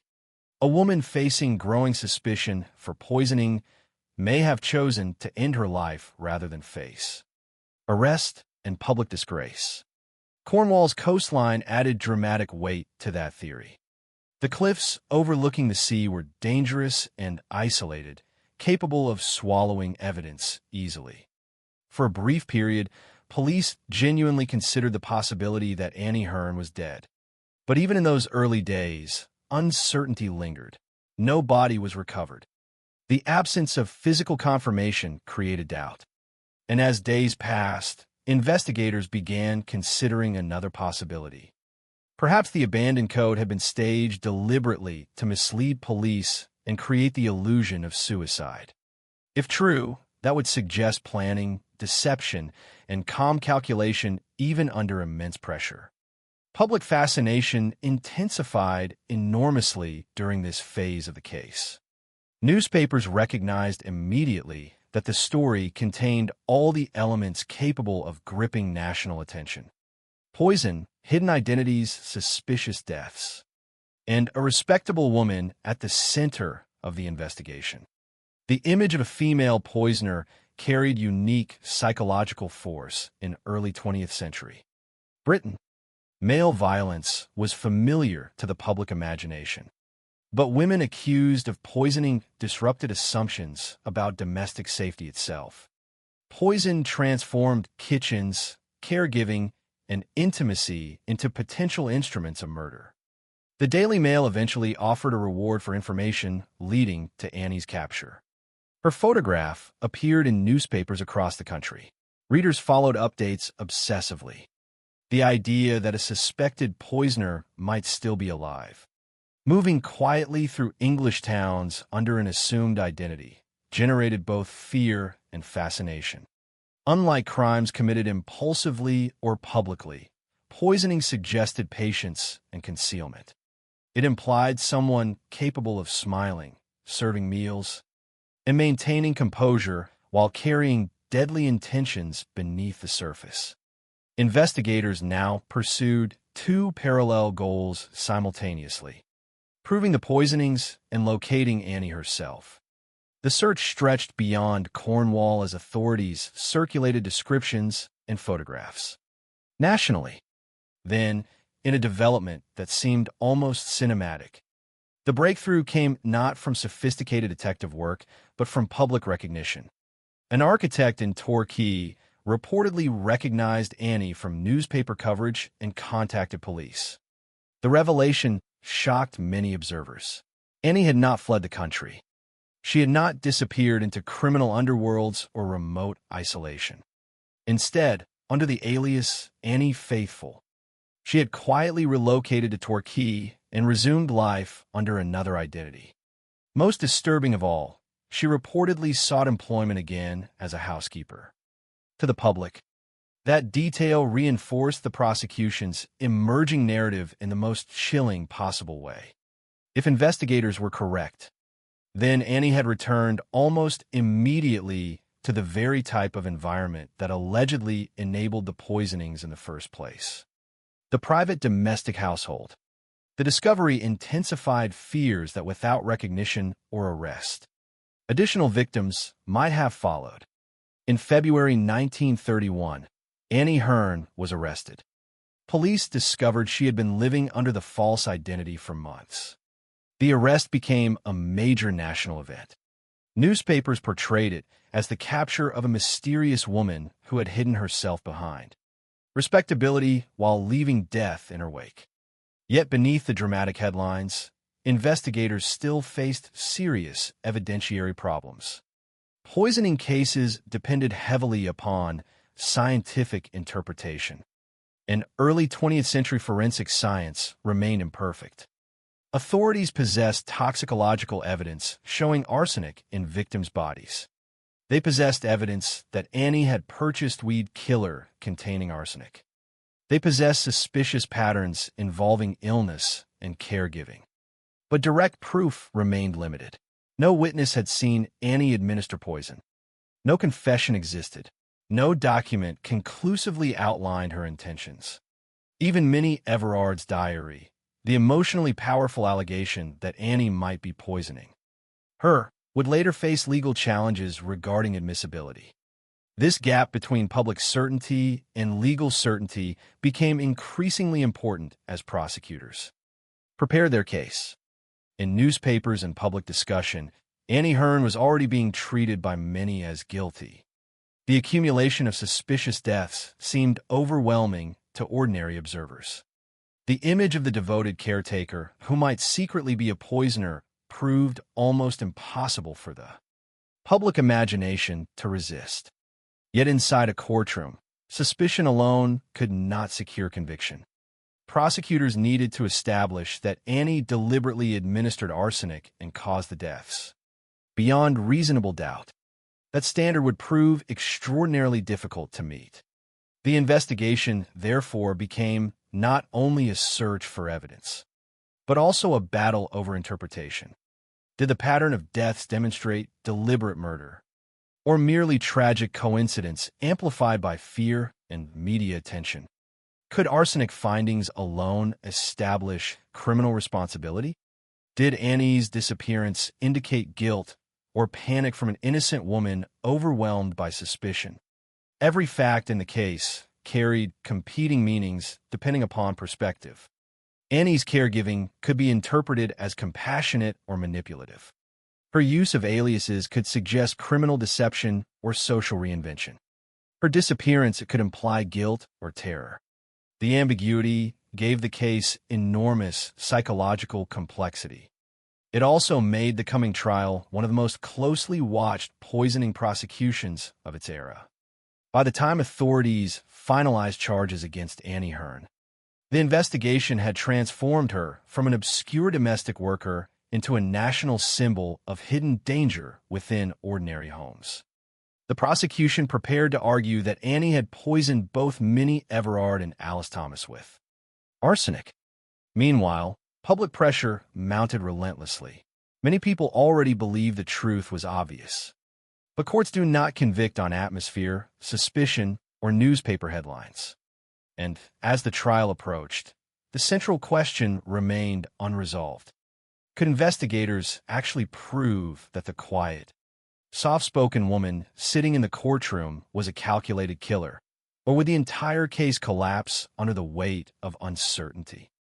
By the time Annie Hearn entered the courtroom in 1931, the case against her had already expanded far beyond the legal arguments that would ultimately determine the verdict.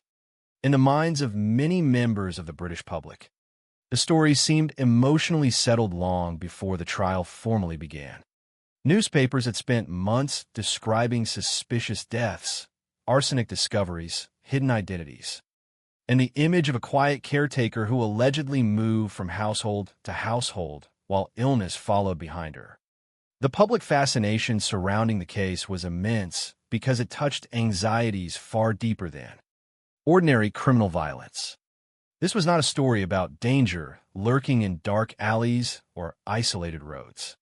It was a story about danger inside kitchens, bedrooms, and dining rooms. About meals prepared by trusted hands.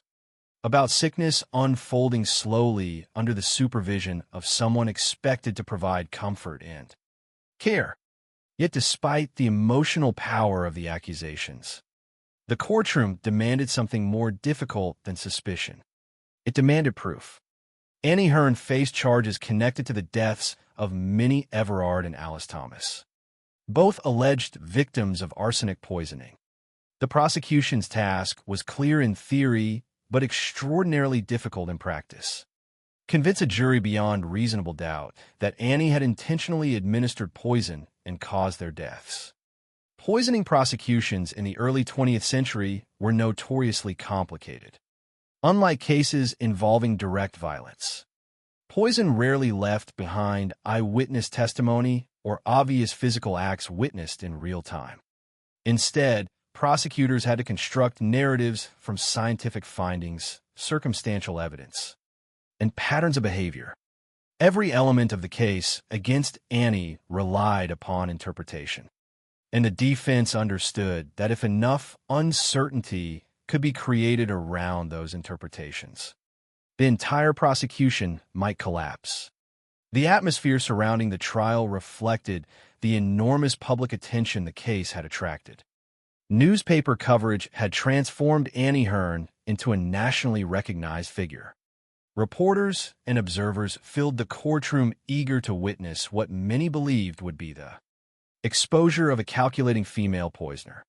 The image itself carried enormous cultural power during that era. Women accused of poisoning occupied a uniquely unsettling place in British criminal imagination, because poisoning violated traditional assumptions about femininity and domestic safety. The alleged weapon was not brute force, but intimacy, food, medicine, caregiving. Prosecutors understood the emotional weight of this narrative, but emotion alone could not secure conviction. They therefore focused heavily upon the scientific and circumstantial structure of the case. Central to the prosecution's argument was the discovery of arsenic within the bodies of the victims. Toxicological findings revealed significant quantities of poison in both Alice Thomas and Minnie Everard. In Alice's case, the arsenic levels were especially striking. Medical experts testified that the amount discovered inside her body supported the conclusion that she had been deliberately poisoned rather than accidentally contaminated. The prosecution argued that Alice's symptoms after the picnic at Bude, followed by her renewed decline during recovery, aligned closely with repeated arsenic administration. The sequence itself became part of the prosecution strategy. Alice became violently ill after consuming food prepared and distributed by Annie. She improved slightly. Then her condition worsened again while Annie remained heavily involved in her care. Prosecutors encouraged jurors to view this progression not as random illness, but as evidence of deliberate continuation. The prosecution also emphasized Annie's opportunity and access. As housekeeper and caretaker, she possessed direct control over meals, food preparation, and household routines. In poisoning cases, Such access mattered enormously because poison required proximity rather than physical confrontation. Authorities argued that Annie's domestic role gave her precisely the opportunity necessary to administer arsenic without attracting immediate suspicion. Another important component of the prosecution involved arsenic itself as a physical substance. Investigators had uncovered evidence that Annie purchased weed killer containing arsenic. While arsenic compounds were not extraordinarily rare during the period, the prosecution used the purchase to strengthen the argument that Annie had access to the poison later found inside the victims.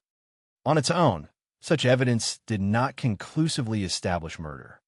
Many ordinary products of the era contained toxic substances, but combined with the pattern of deaths and Annie's proximity to the victims, prosecutors argued that the purchase formed part of a broader mosaic pointing toward guilt. The prosecution further attempted to demonstrate a repeating pattern across multiple deaths. Mary and Everard's earlier illness and death were revisited in light of toxicological findings, showing arsenic in her remains. Minnie Everard's decline similarly appeared consistent with chronic arsenic poisoning. The prosecution suggested that Annie repeatedly occupied the same role across these tragedies: caregiver, companion, and constant presence during illness. It was not a single isolated event, they argued, but a recurring sequence. Yet despite the emotional and circumstantial force of these arguments, the prosecution still faced a devastating weakness. There was no direct evidence showing Annie physically administering poison. No witness testified to seeing arsenic placed into food or medicine. No confession existed. No written instructions or explicit admissions tied Annie directly to the act of poisoning. This absence created the space in which the defense would operate aggressively and effectively. Annie's defense was led by the prominent barrister Norman Burkett, whose courtroom skill became one of the defining features of the trial. Burkett understood that the prosecution's case depended heavily upon inference. The scientific findings established poisoning, yes, but establishing poisoning was not the same as proving who administered the poison. The defense therefore focused relentlessly upon reasonable doubt. Burkett challenged the certainty of the prosecution's interpretations and emphasized the limitations of forensic science during that era. Toxicology in the early 1930s remained far less advanced than modern juries might assume. Arsenic could be detected, but reconstructing exactly how, when, and by whom it had been administered remained far more uncertain. The defense sought to separate suspicion from proof. One of the most emotionally charged elements of the case involved Minnie Everard's diary. According to investigators, Minnie had written entries expressing fear that Annie was poisoning her. To the public, the diary appeared devastating. It seemed like the voice of a dying woman warning others about the person harming her. But the courtroom operates according to evidentiary rules rather than emotional resonance. Ultimately, the diary was excluded as evidence. The exclusion represented a major moment in the trial because it removed one of the prosecution's most psychologically powerful components from formal consideration. Legally, the jury could not weigh Minnie's written fears as direct proof of Annie's guilt. Emotionally, however, the diary continued to haunt public discussion surrounding the case long afterward. The defense also confronted the prosecution's portrayal of Annie's behavior after Alice Thomas's death. Prosecutors viewed Annie's disappearance and use of a false identity as evidence of consciousness of guilt. Innocent people, they argued, do not flee and reinvent themselves under aliases. But the defense pushed back against that interpretation, suggesting panic and fear rather than criminal certainty. Public accusation, media attention, and social pressure could drive a vulnerable woman into flight even if she were innocent. Again and again, the defense redirected jurors toward uncertainty. Suspicion was not enough. Pattern was not enough. Opportunity was not enough. The prosecution needed certainty, and Burkett worked carefully to ensure certainty remained unreachable. The trial gradually evolved into a larger philosophical conflict about circumstantial evidence itself. Could multiple suspicious deaths surrounding one person establish murder without direct observation? Could patterns substitute for eyewitness testimony? How much weight should jurors place upon behavior that appeared deeply suspicious but still allowed alternative interpretations? The courtroom became a battleground between emotional plausibility and legal precision. Outside the courtroom, public opinion increasingly leaned toward guilt. Newspapers described Annie in deeply suspicious terms, often portraying her as manipulative and deceptive. The image of the quiet poisoner had already taken root in the public imagination. Many observers believed the accumulation of suspicious circumstances formed an overwhelming picture. Yet criminal courts are designed specifically to resist conviction based solely upon atmosphere or public outrage. And as the proceedings neared their conclusion, uncertainty remained embedded inside the case. Yes, arsenic had been found. Yes, Annie had access to victims. Yes, deaths followed her presence repeatedly. But no single piece of evidence eliminated doubt completely. When the verdict finally arrived, the courtroom reaction reflected the enormous emotional divide surrounding the trial. Annie Hearn was acquitted. The jury concluded that the evidence presented did not establish guilt beyond reasonable doubt. Legally, she was not convicted of the murders. The response was immediate and intense. Many observers reacted with shock and anger. Newspaper coverage described widespread disbelief. To portions of the public, the acquittal felt less like justice and more like failure, a dangerous woman escaping punishment because the law could not conclusively prove what common sense seemed to suggest. Headlines and commentary portrayed Annie as someone many believed had evaded accountability through evidentiary technicalities and skilled legal defense. Yet the verdict also revealed something essential about the criminal justice system itself. Courts are not designed to punish suspicion. They are designed to evaluate proof. And in poisoning cases especially, proof often becomes elusive.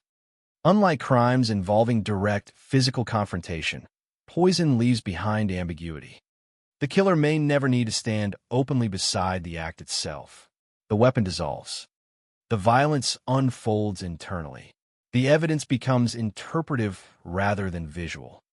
That ambiguity shaped the entire outcome of the Torquay poisonings trial. Annie Hearn left the courtroom legally innocent, but public suspicion never truly disappeared. For the rest of her life, the shadow of the accusations remained attached to her name. To many people, the acquittal did not erase the emotional force of the evidence. Instead, it deepened the unsettling nature of the story, because now the public was left confronting an unresolved possibility. That a woman accused of poisoning multiple people had stood trial under national scrutiny and still walked free. The result transformed the case from a straightforward criminal prosecution into something more enduring and psychologically disturbing. It became one of Britain's most haunting unresolved questions. Not because the poisonings themselves were uncertain. Arsenic had undeniably been present, but because the ultimate issue of responsibility remained trapped between suspicion and proof, between what people believed had happened and what the law could actually establish. And in many ways, that uncertainty became the darkest legacy of all. After the verdict, the official machinery of the courtroom moved on. The trial ended. The jury had spoken. Annie Hearn walked free under the law. But for many people who followed the case across Britain, the emotional conclusion never arrived. The Torquay poisonings lingered in public memory, not because every detail had been resolved, but because so much uncertainty remained. The central question at the heart of the case, whether Annie Hearn had truly poisoned the people around her, continued to exist in a space between suspicion and proof. And in many ways, unresolved cases often haunt society longer than solved ones. A conviction creates finality, even if imperfect. An acquittal in the face of widespread suspicion creates something else entirely. Doubt that never fully disappears. In the years after the trial, the story of Annie Hearn became embedded within Britain's long history of infamous poisoning cases.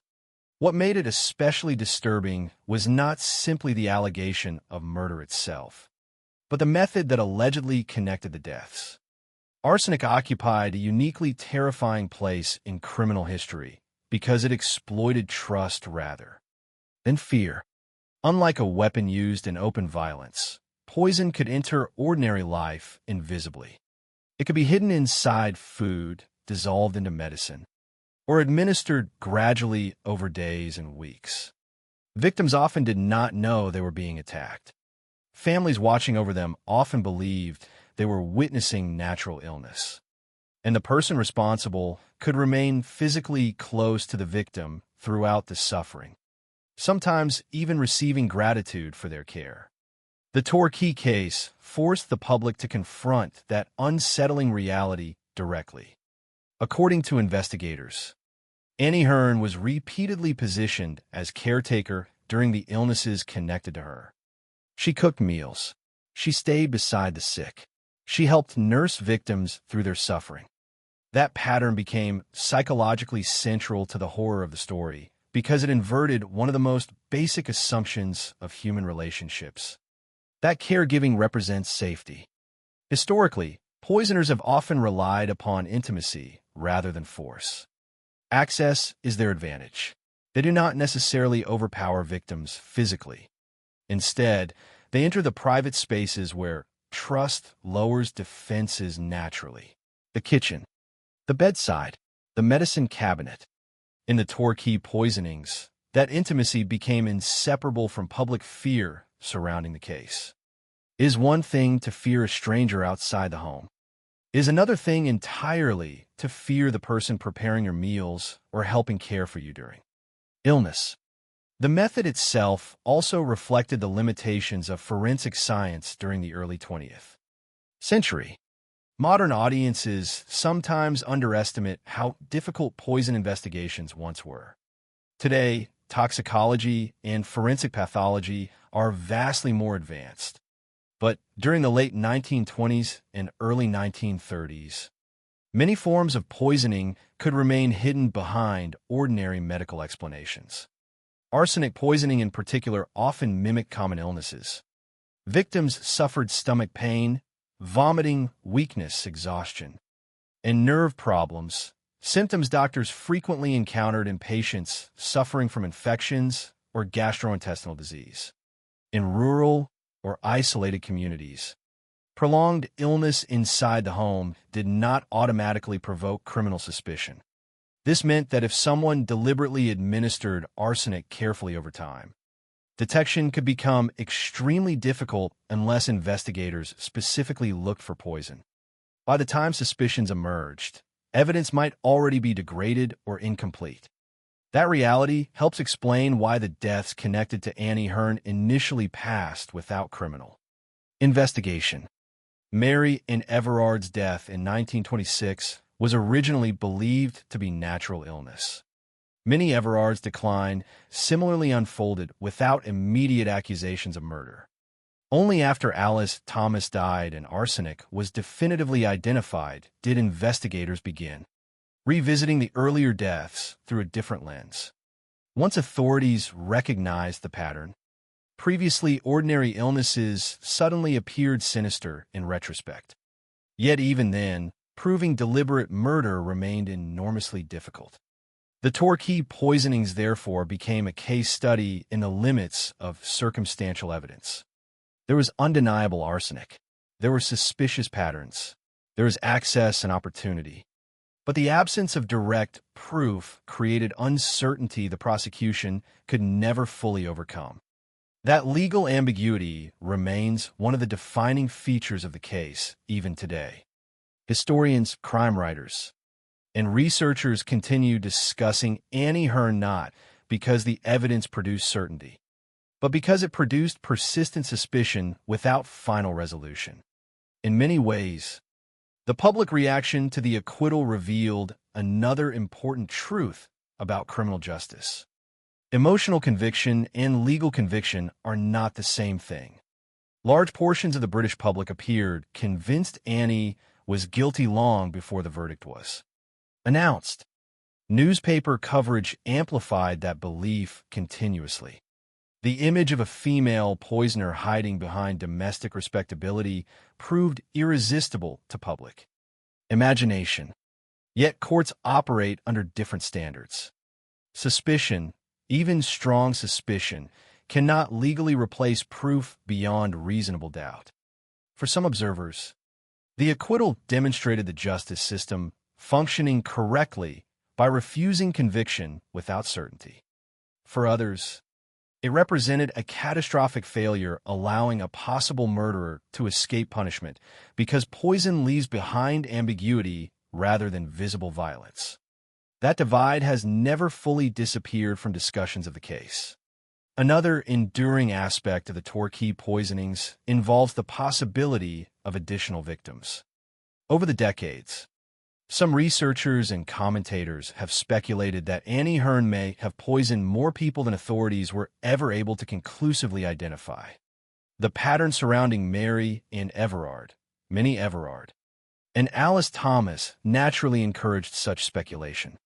If investigators were correct about those deaths, then it becomes difficult not to wonder whether similar incidents occurred elsewhere unnoticed. Yet responsible examination of the case requires caution. No additional murders were ever proven. The surviving evidence simply does not allow definitive conclusions beyond the individuals already connected to the investigation. Still, the uncertainty itself contributes to the case's disturbing legacy. Poisoning cases often generate lingering suspicion precisely because the true number of victims can remain impossible to establish retrospectively. Unlike public acts of violence, poison can hide inside years of apparently ordinary illness. The Torquay poisonings also left a significant cultural imprint on British crime fiction and public imagination. Many researchers have noted parallels between the case and themes later explored by Agatha Christie, who herself was born in Torquay. Christie became famous for constructing mysteries involving poison, domestic relationships, hidden motives, and carefully concealed criminal behavior inside respectable social environments. Among the works frequently discussed in relation to the Annie Hearn case is the novel Sad Cypress, which also centers around allegations of poisoning and questions of guilt. It is impossible to measure precisely how much influence the real case exerted upon Christie's writing, but the connection feels culturally fitting. The Torquay poisonings possessed many elements that would later define classic British crime fiction. Quiet households hiding deadly secrets, ordinary routines masking criminal intent, and the terrifying realization that danger may come not from obvious monsters, but from trusted companions. Yet behind the literary fascination lies something profoundly human and tragic. Lost within public obsession over Annie Hearn are the people who suffered and died. Mary and Everard, whose illness was originally dismissed as natural decline. Minnie Everard, who reportedly feared her own sister might be poisoning her. Alice Thomas, who became violently ill after an ordinary seaside outing and then deteriorated slowly despite apparent care from those around her. Their suffering unfolded privately, quietly, and painfully. Poisoning strips victims of certainty. It turns the body against itself, while confusion spreads among everyone nearby. Unlike sudden violence, it often traps victims inside prolonged fear and weakness. The Torquay case reminds us how vulnerable people become during illness, and how devastating betrayal can be when it emerges within relationships built upon trust. Perhaps that is why the story still unsettles audiences nearly a century later. At its core, the case challenges comforting assumptions people want to believe about safety and care. Society teaches that homes protect us, that family members can be trusted, that caregivers provide comfort during suffering. The allegations surrounding Annie Hearn inverted all of those assumptions simultaneously. According to investigators, the danger may have been seated quietly beside the bed, speaking softly, offering food, adjusting blankets, and waiting patiently while poison took effect internally. Even today, that image retains enormous psychological power because it transforms ordinary intimacy into something frightening. In the end, the Torquay poisonings remain suspended between history and mystery. The legal system never convicted Annie Hearn, yet suspicion surrounding her never truly disappeared either. The case survives not as a neatly solved narrative, but as an unresolved shadow lingering across British criminal history, a story of arsenic, illness, caregiving, and uncertainty. And perhaps the darkest part of all is this: if the accusations were true, then the victims may never have fully understood who was harming them until it was already too late. Somewhere inside quiet homes in southern England, people placed trust in someone they believed was helping them survive. Instead, investigators feared that trust itself may have become the weapon.